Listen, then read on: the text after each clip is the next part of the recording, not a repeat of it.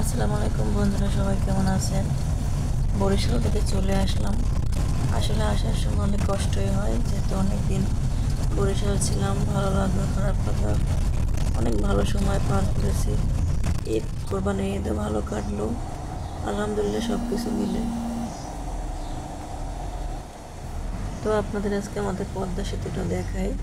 অসাধারণ পদ্মা সেতু, সবাই অনেক টুকটাক দেখছেন। আমার ভিডিওর মাধ্যমে পদ্মা সেতু দেখতে পারবেন। তো দেখেন আশেপাশে কত গাছ, বরিশাল মানে গাছে ভরপুর। দেখেন সবুজায়ন। আমার কিন্তু এসব দেখতে দৃশ্য দেখতে খুব ভালো লাগে, তাই ভিডিওতে ধারণ করে রাখলাম স্মৃতি হিসাবে, যে আবার কখন না কখন, কবে না কবে বরিশাল আসি, কিভাবে দেখব। তাই দেখতে দেখতে চলে গেলাম, সেই পথ শেষ হয় না।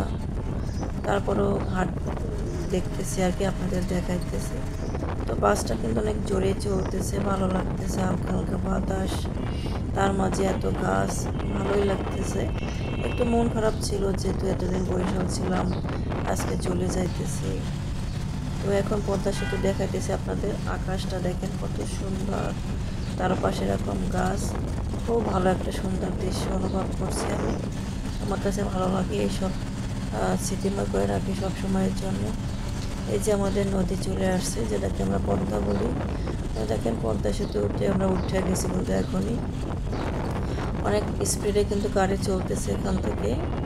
তো দেখেন পদ্মা সেতুটা কত সুন্দর, আকাশ আর নদী, খুব ভালো লাগে। মাঝে কিন্তু ছোট ছোট দেখা যায় অনেক কিছু, খুব ভালো লাগে দৃশ্যটা। পদ্মা সেতু কিন্তু দেখা যায় আমরা অনেকেই দেখছি, কিন্তু এরকম দৃশ্যটা কার কার ভালো লাগে একটু জানাবেন।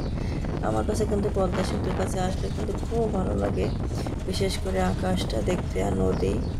তো গাড়িটা এমনভাবে স্পিডে চলতেছিল, একটু দেখার আর সুযোগ হইতেছে না। তো ভালো লাগলো, জিনিসগুলো তুলে রাখলাম আপনাদের জন্য, দেখানোর জন্য। তো বিশেষ করে আমাদের বরিশালে কালনীল গাছপালা ভরা সব কিছুতেই। এতদিন কাটাইলাম বরিশাল, খুব ভালো লাগলো দিনগুলো। তো আপনারা কে কোথায় ঈদ করছেন বলবেন, আর আমাদের বরিশাল আপনাদের কাছে কেমন লাগলে তাও জানাবেন। তো আমি কিন্তু এখনও পদ্মা সেতুর মাঝেই আছি। তো আগে কিন্তু ভালোই লাগতো, এখন আরও বেশি ভালো লাগে। পদ্মা ব্রিজ হওয়ার পর থেকে কিন্তু দৃশ্যটা কাছাকাছি বসে দেখা যায়। আগে এখান থেকে লঞ্চে বা ফেরিতে চলাচল করতে মানুষ, এখন কিন্তু গাড়িতেই যাওয়া যায়। তো এখন কিন্তু পদ্মা সেতু থেকে আমি নেমেই গেলাম, খুব ভালো লাগলো।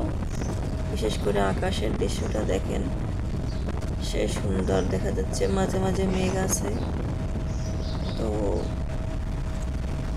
এই হলো আমাদের পদ্মা সেতু ঘোরাঘুরি। বেশ অনেক জায়গায় ঘোরাঘুরি করছি বরিশাল যাইয়া, ভালো লাগাছে আমার।